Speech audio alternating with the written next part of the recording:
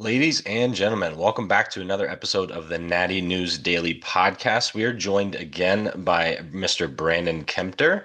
I don't know exactly when the last time we were on was, but I can say it's been quite some time. I don't have the running tally, the list. It feels like this has been going on for forever.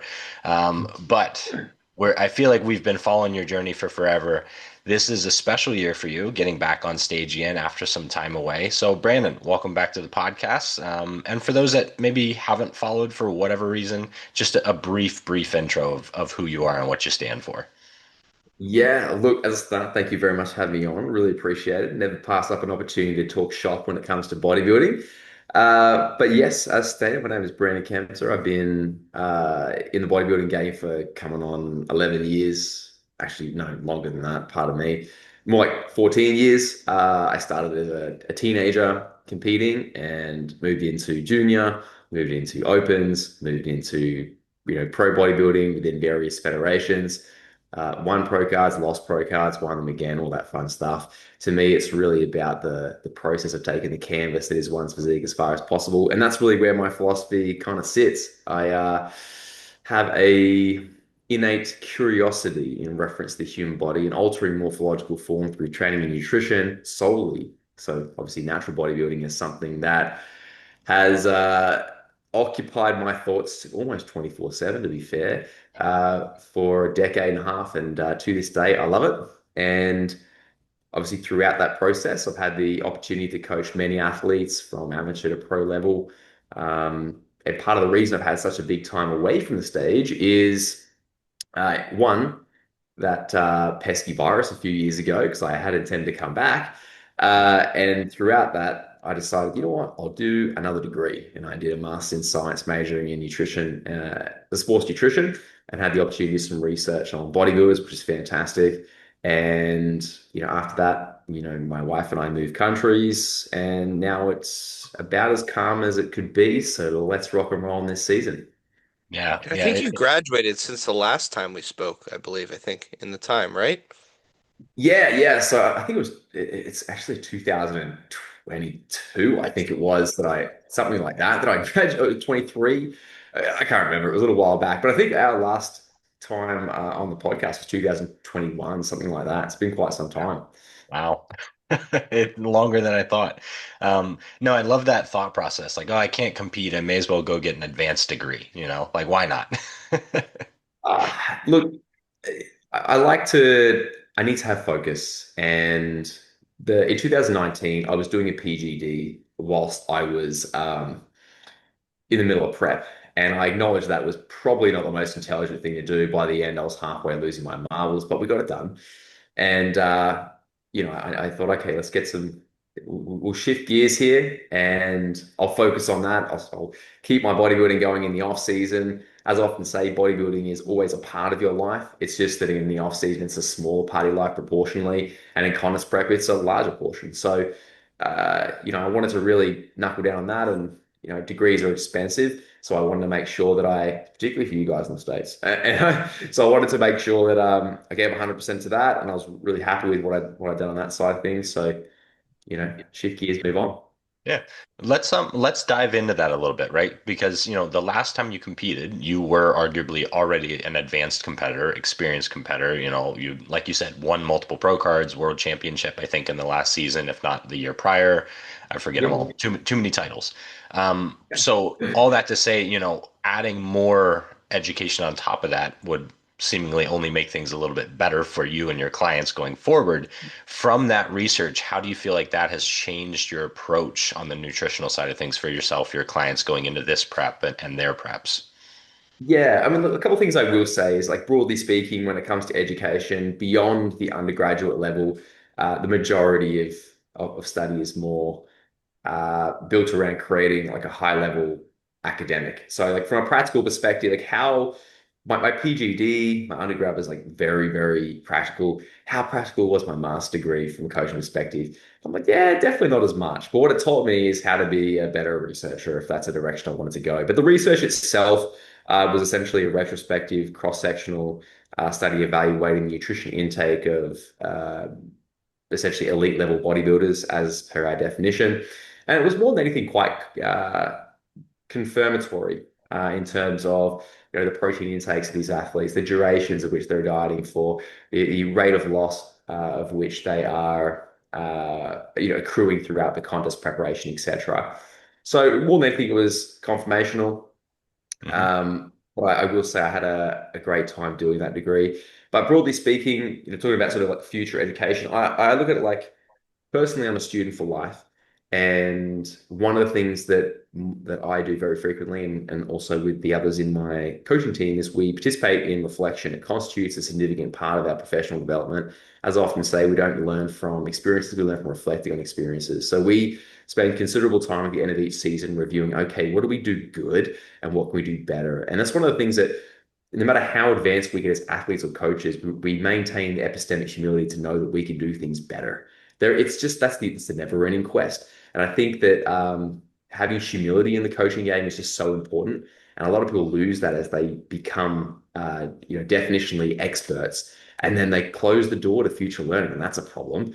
So for us, we keep that door wide open. We go, yeah, like we can be better for all of our athletes, but even on a one-to-one basis, while we do these post-show debriefs, and we go, what do we do right? How or what do we do better? How can you be better, and how can I be better for you, and collectively have a better result? So I will say that there's definitely been an evolution in our coaching over the past, well, in my scenario, 13 years essentially, and that's definitely progressed again since the last time I competed, no doubt.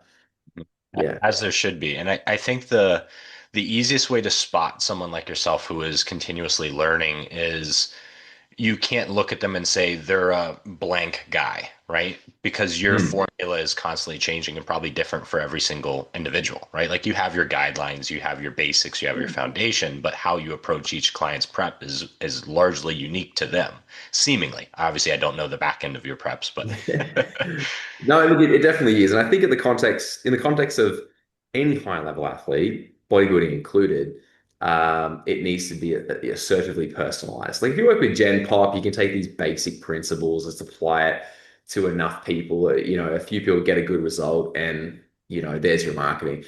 When you work with bodybuilding, it's not a result, like just a result that you're trying to accumulate. It's the result, the best result you possibly can. And extreme body composition manipulation, particularly at the advanced level, it's delicate. It's a delicate balance. And it's one of the things that I love about it is that it small adjustments, like bodybuilding is defined by my definition as like the art of doing the same thing over and over again with minor adjustments, right? But minor adjustments are really meaningful in the context of a contest prep.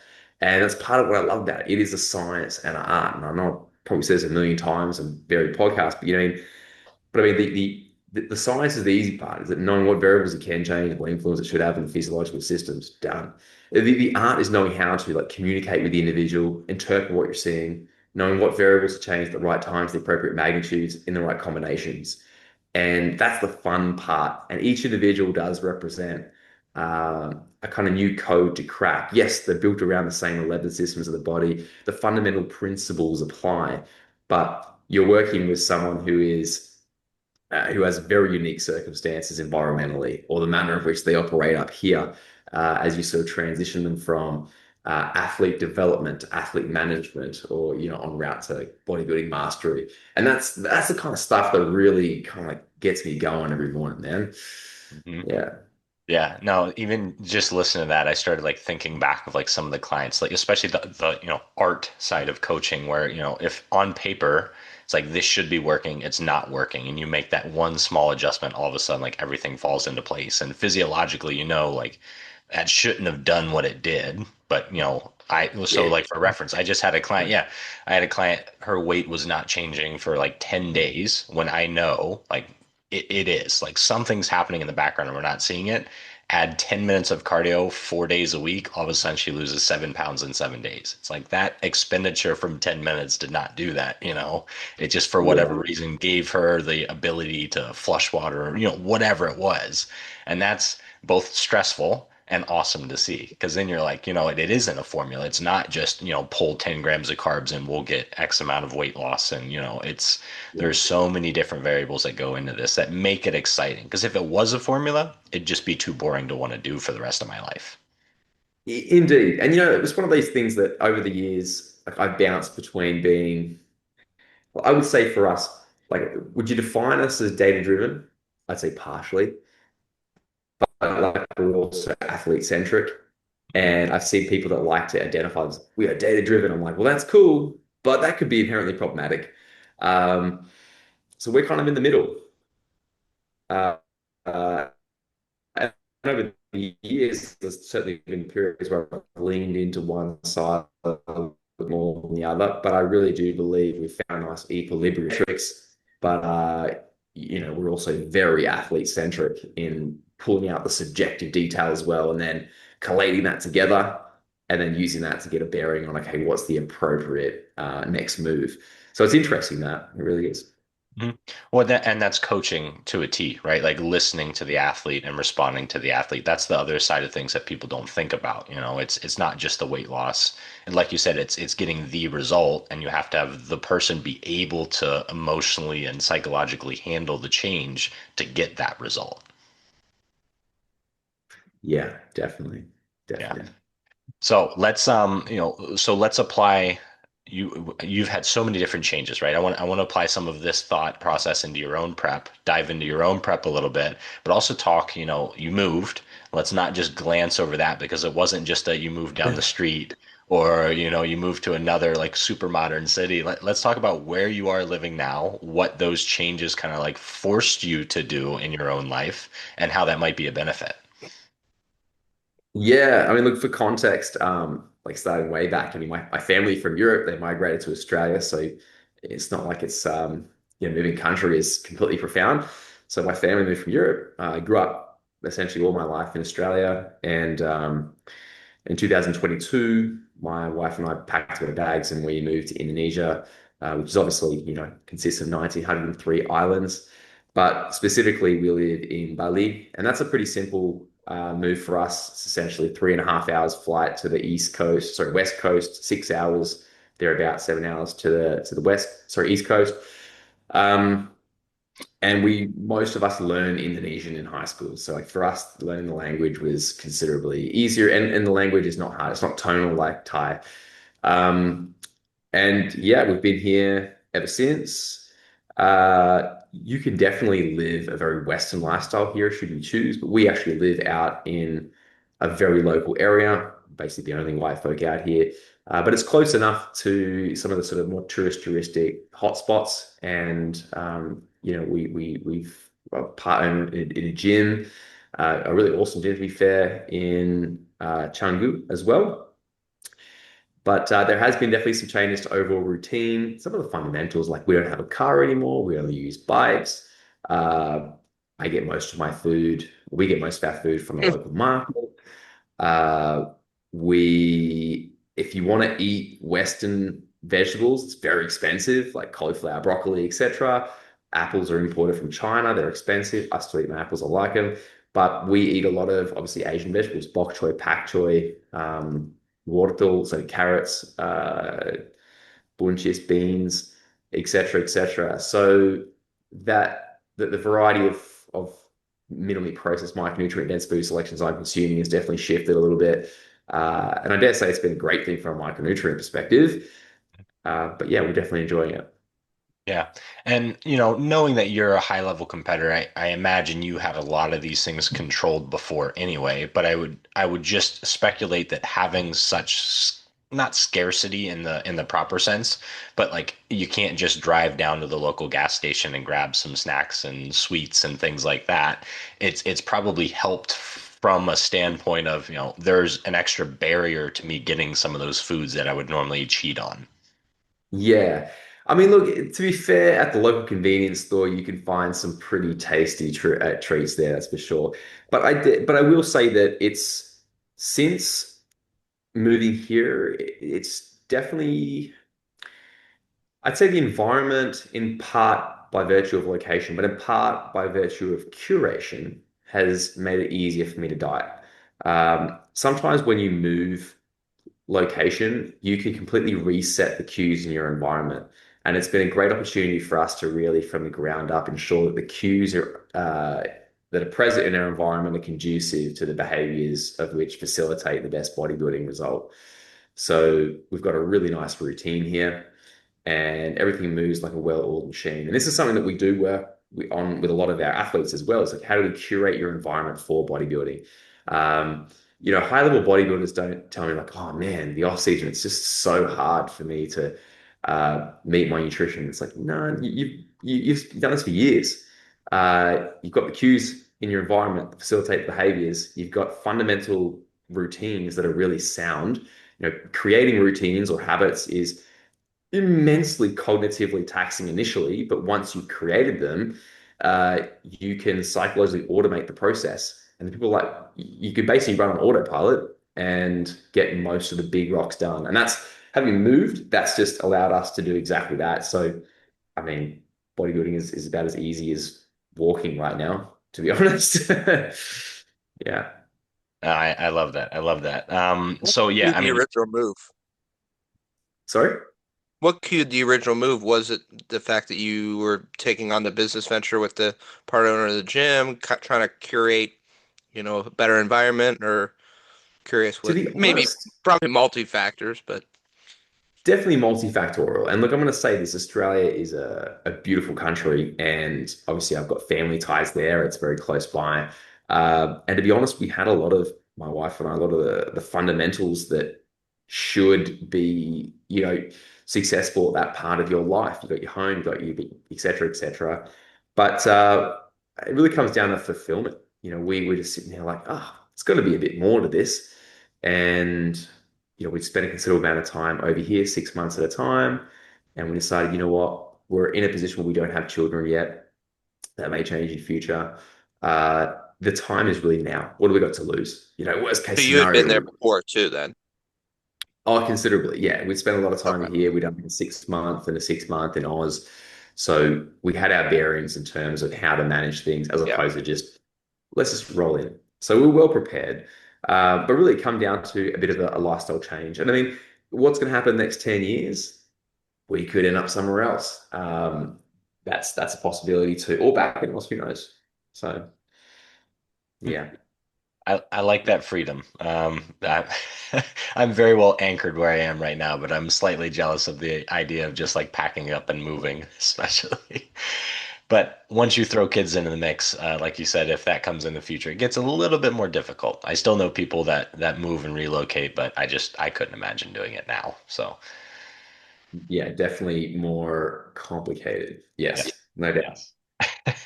Things, yeah, yeah. From an education perspective, from moving all of their things, yeah, it's there's logistics to it now. Definitely. Definitely. So let's we were just talking beforehand, some of the small little things that have popped up during this prep, and I don't want to like give too much Mhm. away if you don't want to share too much of that, but let's in general, how's this prep going for you so far? What kind of timeline are we looking at? When can people expect to see you on stage? We've already seen some photos. We know you're pretty ready, at least from the general eye.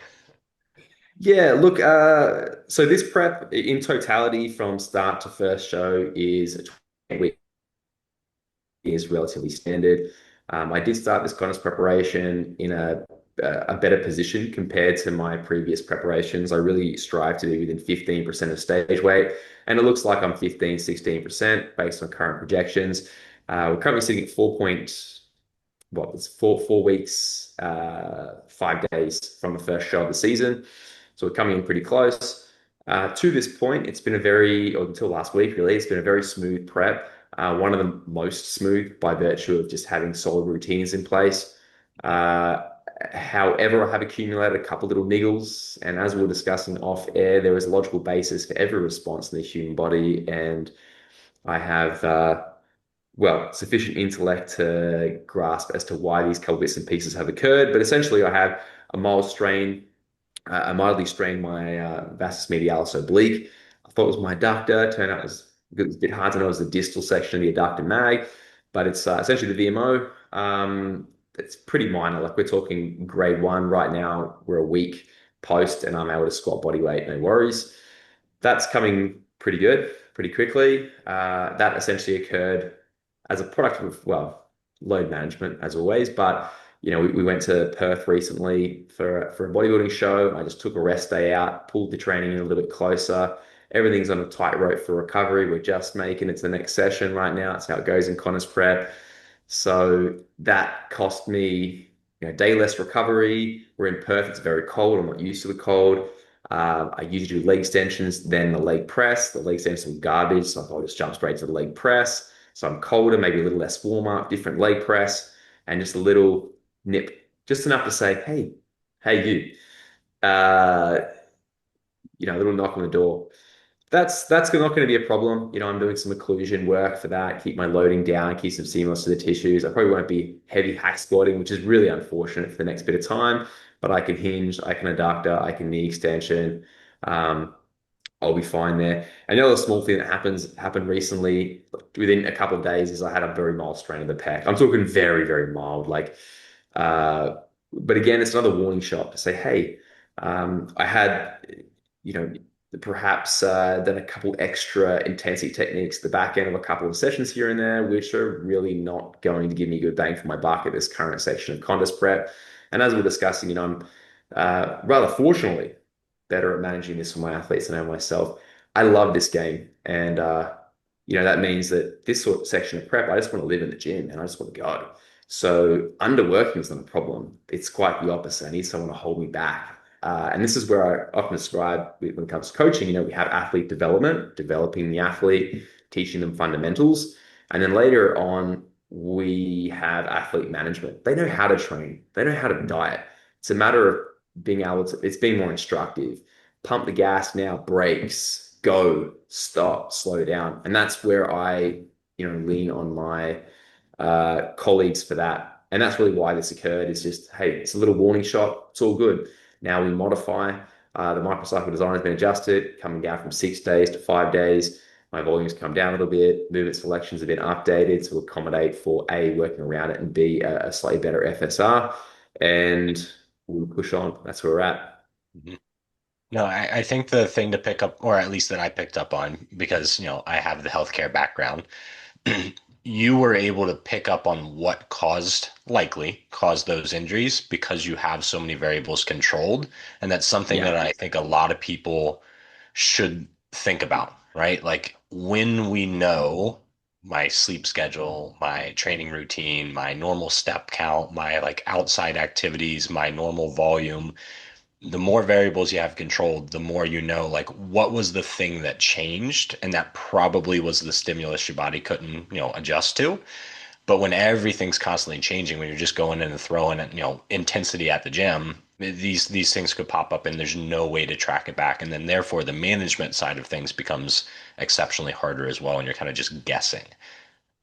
Yeah, definitely. And I mean, in this section of Connor's Pro, everything's so well controlled. It's quite easy. Well, I would say, assuming you have the background knowledge to delve into logic and go, hey, what were the likely series of variables here?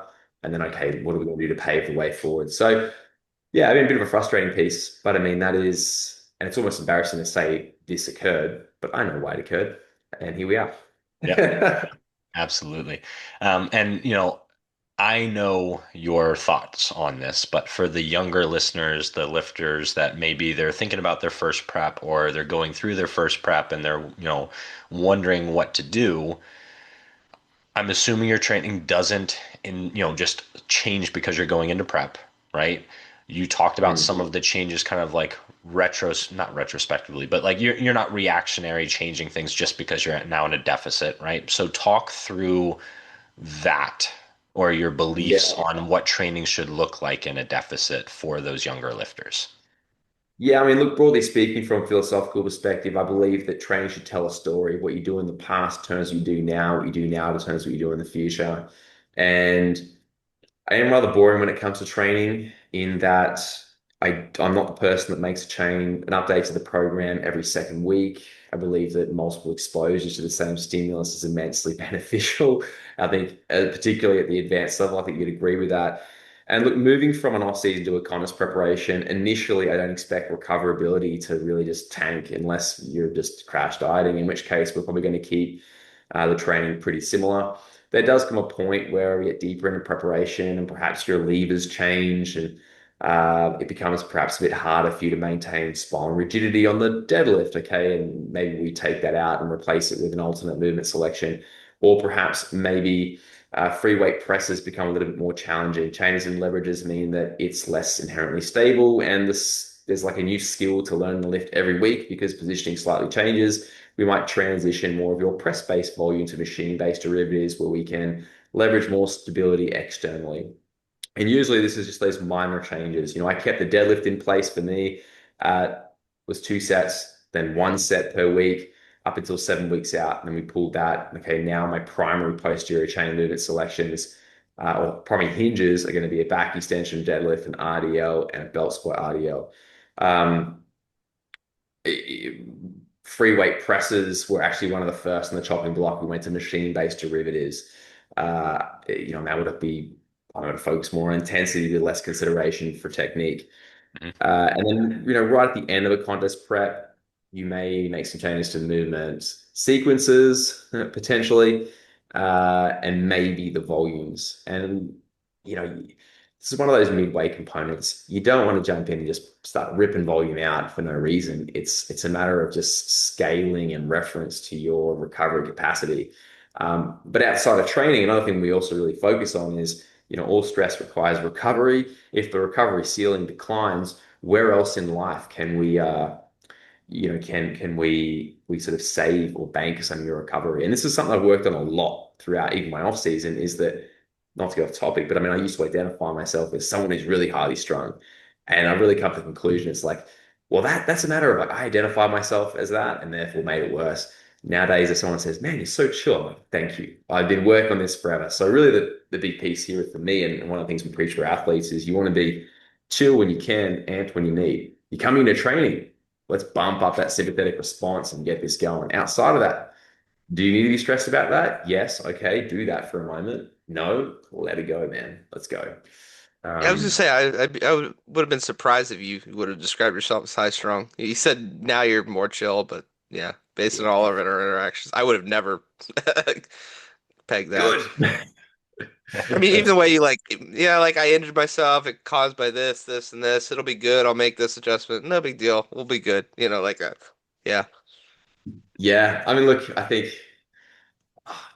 yeah, I mean, I do my best. And I think that, like, when it comes to facing little bits of adversity like this, I mean, you got to ask yourself, do you have a facilitated mindset or a debilitated mindset? I can sit here and, just to be honest, like I had my moment there. I was like, oh man, this really sucks. But I mean, what yeah. am I going to do? Sit here and wallow in my pity, or am I going to be proactive in working around this and identifying the issue and rocking and rolling? Great, let's go. So yeah, Yeah. No, I mean, like you said, recovery starts as soon as you get out of the gym, right? So like you have to actually use that time. Recovery, in some ways based on like your lifestyle is a passive thing, but we can be active in our recovery as well by the choices that we make and our decisions as well, for sure.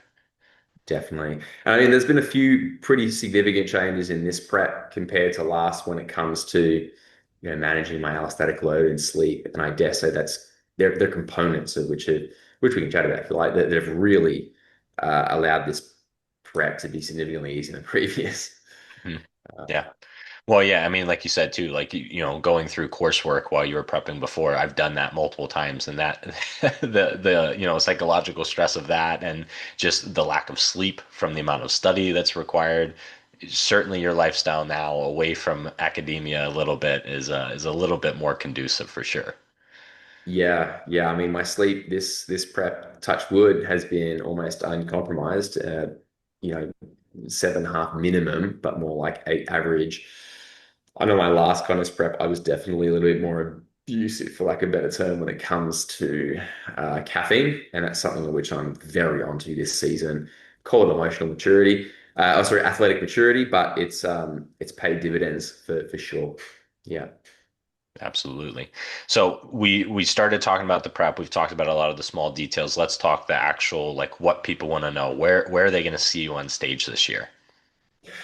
So basically, well, I'll be competing across the plan is 3 shows. The plan is the NPC Natural in Sydney, Australia, July 13. The week after that, going to Taiwan to do NPC Natural there. And then the week after that, or 2 weeks after that, sorry, the WMBF Malaysia is a plan. And look, I will be the first to say that I'm not a big fan of the NPC natural definition of natural. It's some ridiculous 3 year drug free and give you a second chance, which absolutely sounds garbage to me. But part of my rationale for doing that show is it's the first time it's been ran in Australia, one. And two, I recently got married and it's we basically got married and I'm like, cool, tomorrow, now wife, lock me down, can't run away. No, I'm getting back into contest prep and it's also working with athletes. We've got busier parts of the year and it represents a time in the year where I can be a little bit selfish. I don't have, 10 plus athletes around the world competing. So I can just enjoy it, and then basically get into the recovery phase for the biggest section of the season for all the guys working towards the big October, November shows. Mhm. I think that speaks a lot. I'm thinking of like, yourself, and we kind of touched on this off air a little bit. Yourself, AJ, Leroy, guys that are, choosing to compete earlier in the season, maybe skipping out on some of those big title shows simply because they know they want to prioritize their clients and their business. And I think that speaks to like where your motivations are, that it's not necessarily like personal glory, that you want to compete because you like competing and this is the thing that you love, but at the end of the day, your clients kind of come first to some degree. Yeah, look, I always look at it like this. I never want my athletes or loved ones for that matter to be negatively affected by my choice to compete, right? The last season it all came together for WNBF Worlds. The first show I did for that season, I had 10 athletes at the show competing, like in person at the show, and there would have been a couple others, in other shows around the world. That was definitely not easy. Is it doable? Yes. I've got good systems in place, everyone's organized, but still, it's harder than it needs to be. So this season was just okay. Let's make it as simple as possible. Yeah, No, yeah, that'll be, it's less stress on you, and then you can probably enjoy your process more because of yeah, it. At the end of the day, you still want to like actually step on stage and enjoy it and be present there for yourself and not be worrying about what, 10 other athletes are doing as well. yeah. That was definitely an experience. But my then girlfriend, now wife, was at that show in 2019. I actually flew my mother down as well, and she knows what to do, man. So she was up there pumping up the guys as well. That's These awesome. days, I don't work as much in person at the shows. We still go to as many shows as we can, but we're just so spread out, AU and wherever else in the world. So yeah. Yeah, What I are love it. some of the other things you might do to just be less impactful on, family, friends during your prep? I think I've gotten better over the years, but I'm curious, what are the things that you've maybe done or changed Mm. or, modified your environment, that kind of thing to help facilitate that? Yeah. Look, one of the big focuses for me this season as well is not just to be an arsehole with a trophy at the end of the season. We've all seen this where people have just burnt every relationship around them and they've got this trophy at the end and they just empty inside, like I've just destroyed everything. I don't want that. I think my wife would attest that this season has been managed really quite well on the most part. It's been a couple of moments here where, I'm a little bit grouchy. But the way I always look at it is I often analogize having like contest prep goggles, like having like beer goggles on. It's been a long time since I've had an alcoholic beverage, but if you have a couple of drinks and you're kind of getting a little bit like cheery and you expect everyone else to be on your level, but if they're not doing the same thing, they're like, this guy's just a little bit tipsy. Similar thing with contest prep.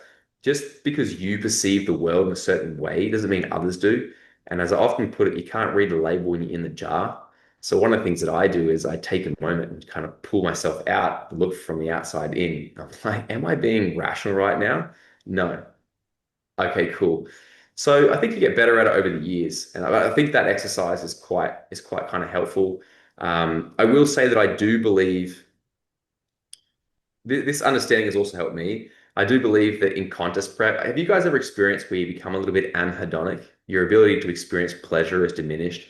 And there's an increase in negativity bias, probably because the body's built around survival. When you're upregulating the sympathetic response, you're more kind of on edge, looking for what's bad in your environment to, protect yourself. And I believe that's why people experience that, where there's a bit more negativity bias. People tell me like, "Oh, I don't like that gym anymore." People look at me weird. I'm like, "Nah, they don't really care. Trust me." That's your perception. But I think if you understand this, like, okay, like I'm probably a little bit more sympathetically driven. Um, I need to be onto it when it comes to flipping the script and finding, positivity and gratitude in my environment. You're able to much better manage the process. And I realize I didn't answer your question directly, but these are just components that I have worked in and coaching points that we work with our athletes to. Hmm. Well, and, building on that, I truly believe that prep just amplifies your personality traits that you already have to some degree. Like, so if you're already a cynical person, it's just going to turn that dial up way more. And these guys have seen it. My wife's seen it. Like, where very similar things. I'm like, oh, that guy said that, and it rubbed me the wrong way. And they're like, just chill. He didn't mean it, Yeah. Or like, all right, you're right, you're right. Don't reply, don't comment, just breathe for a bit. Yeah, yeah, exactly right. But look, it's an interesting process and it's an extreme process. I think this is one of the things you have to kind of grapple with is it is extreme. Um, and that environment does precipitate a whole lot of interesting adaptation. I mean, are you a food focused person? I'm like, no, I don't care about food. And the kind of prep, I'm like, yeah, if I'm not careful, I'll go down that rabbit hole. Yeah, it's again one of the things we've done in our environment is we've eliminated unrequired food related cues, so that the TV never has the cooking channel on. I'm never looking at that on Instagram, etc. Because yeah, the dieting condition it's extreme and incredibly fascinating. Mhm. And you don't need to make it harder than what it already is too. For those listening, the old school mentality of just like do more, push more, make it harder. I want to suffer. That's cool if you need to, but at the end of the day, like you said, you need to bring the physique to the stage, not the Yeah. lightest physique, the best physique. And you have to like survive the process to get there. So if you're just making it unnecessarily stressful, it's gonna suck at some point anyway. You don't have to rush that process. Definitely. And the way I kind of look at it is, look, I personally have probably struggled with this a little bit in that I have a positive association with doing the work and seeing the result. Positive association with the hard. One could argue that's a good thing to a point, right? My sort of perspective coming into this contest preparation was to make the process as streamlined, simplistic, and easy as possible. When it inevitably gets hard, which it will, then I have the kind of willpower in the tank, if you will, to push through it. As opposed to people have this idea, it's like I'm 28 weeks out, prep starts tomorrow. My world's gonna stop. I'm like, man, you're gonna shoot your shot too early. That's gonna be a problem. Okay, you transition to contest prep. If you've done the right things in the off season, done your pre-preparation, all you're doing is adjusting nutrition parameters and sharpening the tools in reference to application. It's a little step to the left. But I mean, if you haven't done these things in the off season, my God, it could be stressful. Like I've never tracked my nutrition. Like you're not ready for a prep. But it should be streamlined, simple. When things get hard, you're good to go. You can push through it. A couple of weeks ago, I had my first kind of few hard days, and I was like, oh yeah, prep's doing its thing, but I'm good for it. My willpower tank is full as can be because of all the work done before. Yeah. I'm And curious, actually, leads me to a question with the for yourself and then for your athletes when you're approaching coming out of a season. You talked about like starting a prep, just shifting left. I think it's become kind of popular to just 180, and I don't want to maybe lead your answer here, but like completely 180, like right after prep, like oh back to like quote unquote normal. How do you approach the that reverse process? Well, I think everyone you have to define normal, right? I think if you're a high level athlete, then your daily actions are considered abnormal by standards of conventional individuals, right? Um, the goal is to I suppose revert to your to an appropriate definition of normal, right? Let's say my off season still involves tracking my nutrition. it still involves training. There's still a Yep. fundamental quality routine in place. Someone who just lives a everyday life, you know, Tom, John, whatever, they might go, that's pretty abnormal. I might know this is my normal because it's necessary for me to achieve the goals which I'm pursuing. That might involve having a meal out per week with my wife that's like semi-trackable or estimatable. Great. That's the normal of which I'd like to return to after my season, as opposed to I'm going to take all the routine that I've spent 10 years building, scrunch up in a ball, throw it away. I'm like, not a good idea. Um, so in the recovery phase, and we approach it on an individual basis, but essentially our goal is to find a midway between doing what's necessary, well, in general for an off season as well, doing what's necessary for a high quality result whilst making some quote unquote lifestyle gains along the way. And that's where it's sort of individual. If you're a 21-year-old at college, single, you could probably do a contest prep level of application at all times in the off season.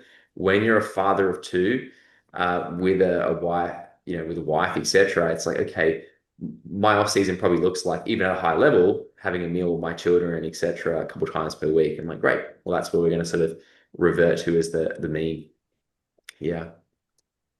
I think honestly that's a great kind of like point to touch on because too many people think, and this is something we've seen high level competitors struggle with, like the ability to find that flexibility even within prep, where it's like the expectation of how their preps used to go versus how they're going now, or the things they could get away with then versus what they have to do now.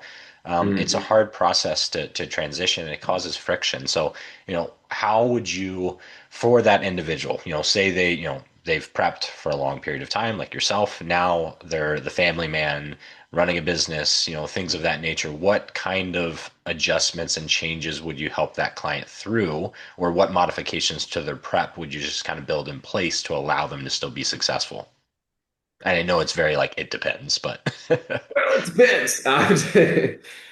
Look, the way I look at it is like I use this analogy a lot that like basically A plus B equals results. So A variables are the things you can control, like your nutrition, your training, the time in which you train, etc.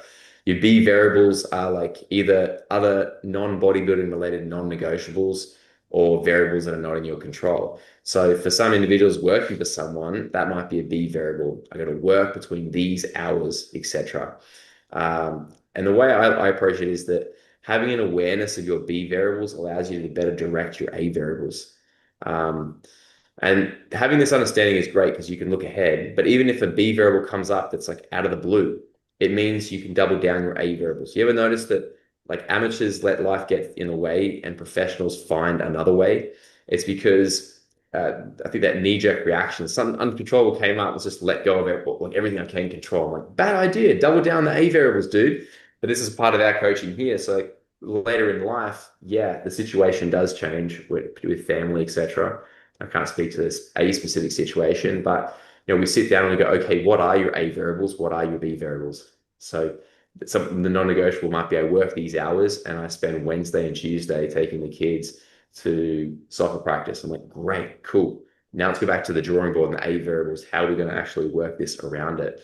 Um, and sometimes there are, some suboptimalities you need to embrace, but the goal is to find the closest that we can sustainably, as in for the duration of a contest prep release, get to optimality within the constraints of the non-negotiables in line. yeah. Broad answer. I think the biggest thing I took away from that is awareness, right? You can't solve a problem if you're not aware of what the problem is, right? Like if you don't know those variables, you cannot plan for them. Yeah. And I will say like part of my evolution from a coaching perspective is, in the first couple of years of coaching, your primary experiences are derived from yourself. Like now I have my personal experience and the several hundred individuals I've worked with over the years, not to mention the knowledge I've accumulated through degrees, mentorship, etc.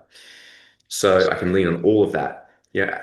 Imagine me coaching at 22 years old and someone says to me like, I got children. I'm like, what even are those? Don't even worry about them. Hit the macros, move on.